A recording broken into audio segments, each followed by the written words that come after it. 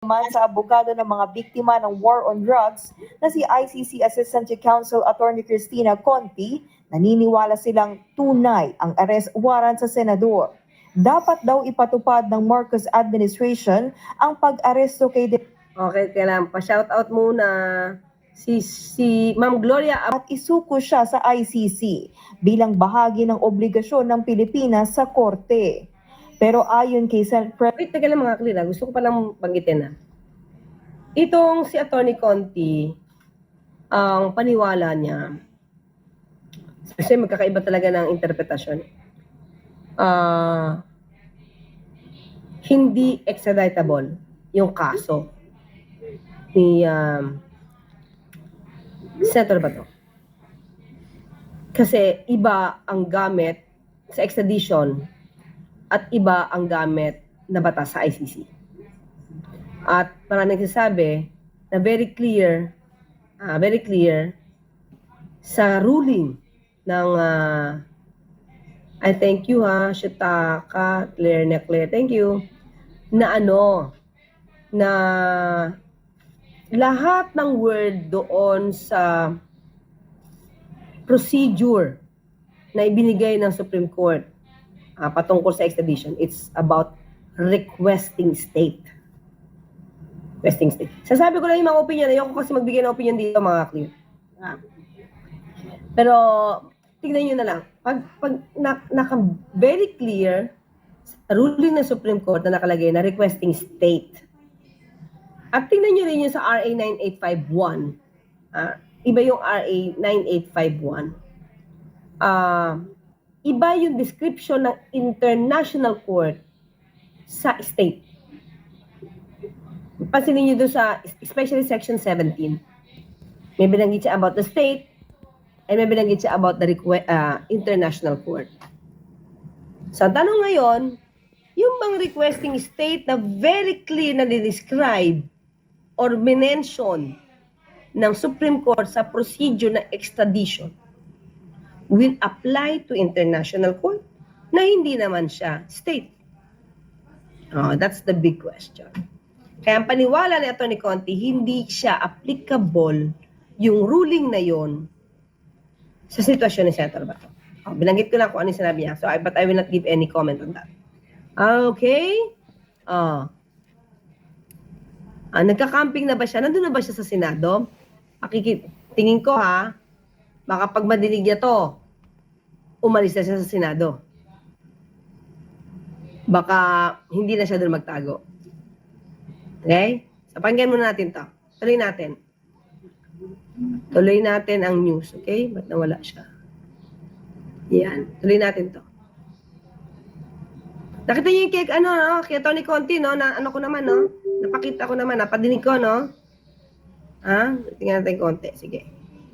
Sa korte, bilang bahagi ng obligasyon ng Pilipinas at isuko siya. Ito ang ginamit niya mga clear, surrender.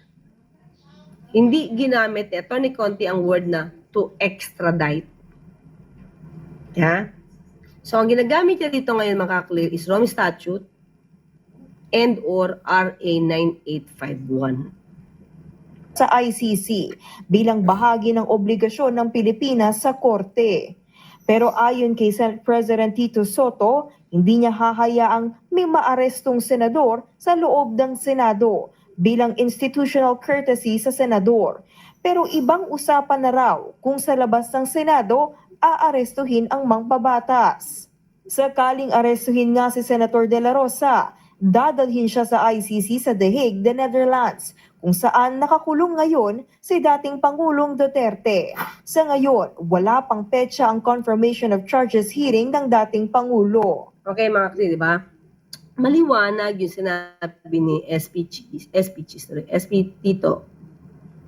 As I have said in the past, and in consultation with some members of the Senate to preserve the dignity of the Senate and as a matter of institutional courtesy, we cannot allow any senator to be arrested in the Senate President. The question is, legal ba to?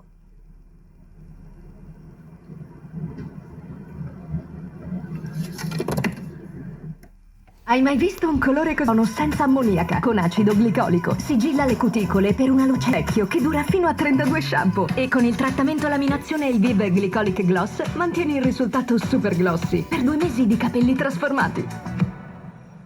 Benvenuti ragazzi, finalmente il mio house tour. Dopo un anno che sono in questa casa, finalmente l'ho arredata a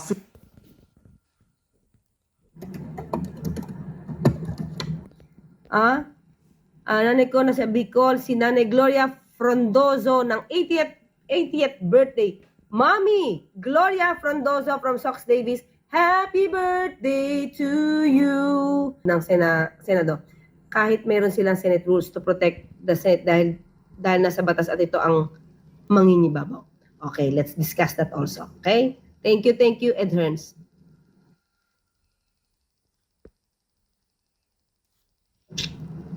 Okay, mga ka-clear. Ito.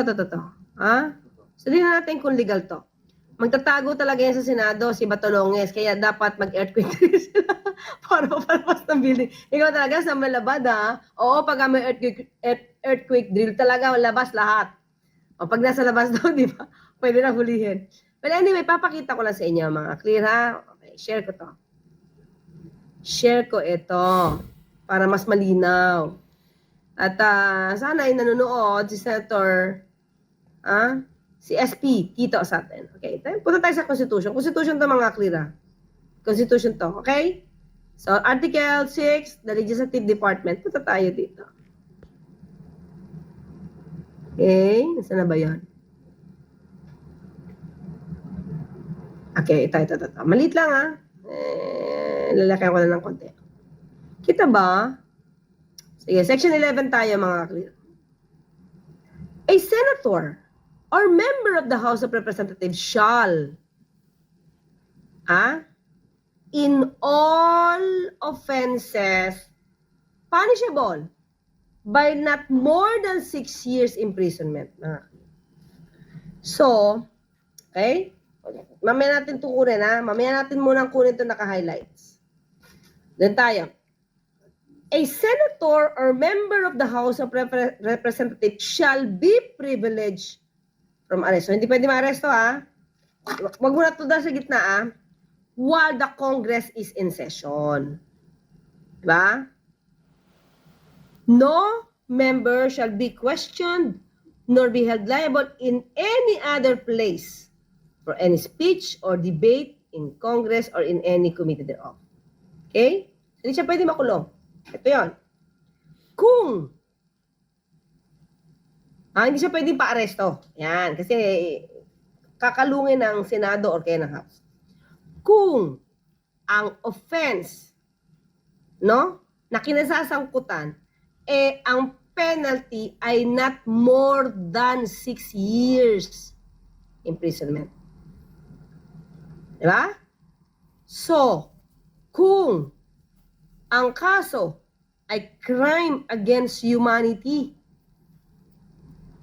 definitely it's more than 6 years na imprisonment. So, hindi papasok ngayon itong Section 11. So, kahit may session pa yan, diba, pwede silang arestuhin kahit nasa loob. Bakit? Kasi kapag hindi ito inalaw at kinanlong, it will be against the Constitution. Diba? A senator or member of the House shall, in all offenses punishable by not more than 6 years imprisonment. So ito lang ang pwedeng hindi mo ipa-aresto. Not more than 6 years imprisonment. So pag more than na yan, mga ka-clear, hindi na siya, wala na yung privilege from arrest while the Congress is in session. Diba?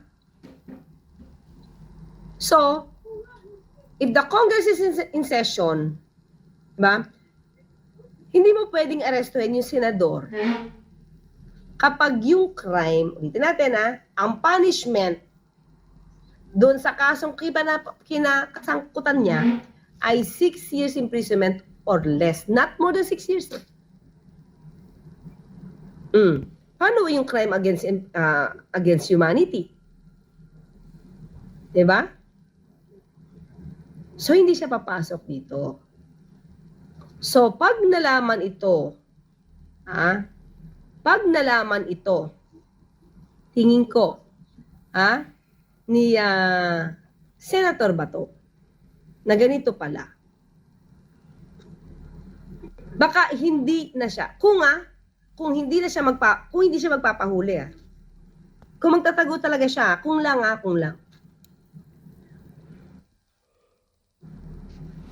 Mukhang hindi niya gugustuhin na magpakalong sa Senado. Simply me, Jenny, from Texas, USA. Kasi, pwede siya arestuin eh. Hindi siya pwedeng kalungin ng Senado kung ang crime